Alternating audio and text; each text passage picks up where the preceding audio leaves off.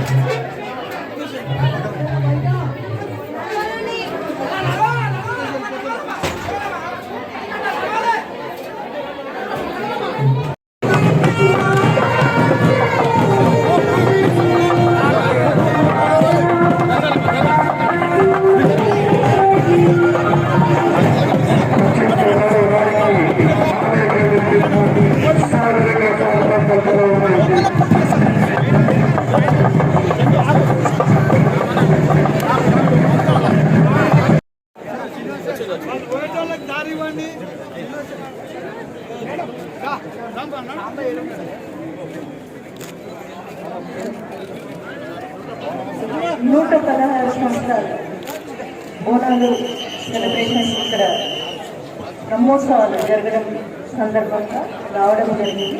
అయితే నేను late doctor B Danappa గౌలిపురాలో మాణిక్యపురం టెంపుల్ పక్కన ఉండే వాళ్ళము. నా స్కూల్ డేస్, కాలేజ్ డేస్ అంతా కూడా ఈ ఏరియాలో జరిగింది. ప్రతి బోనానికి ఇక్కడికి వస్తాను. అందరూ బాగుండాలని అందరి గురించి ప్రే చేశాను. ముఖ్యంగా ఎవరికి ప్రాబ్లం రాకుండా అందరూ హ్యాపీగా ఉండాలని ప్రే చేశాను. ఇక్కడ టెంపుల్ వాళ్ళు కూడా ఎంతో ప్రేమతో అటెండ్ అయ్యి పూజ జరిపిస్తారు. టెంపుల్ సంబంధించిన అందరి అధికారులకు, పూజారులకు సిన్సియర్ థ్యాంక్స్. చైర్మన్ ఆధ్వర్యంలో, రాఘవేంద్ర యాదవ్ ఆధ్వర్యంలో ఈ ఉత్సవాలు జరగడం.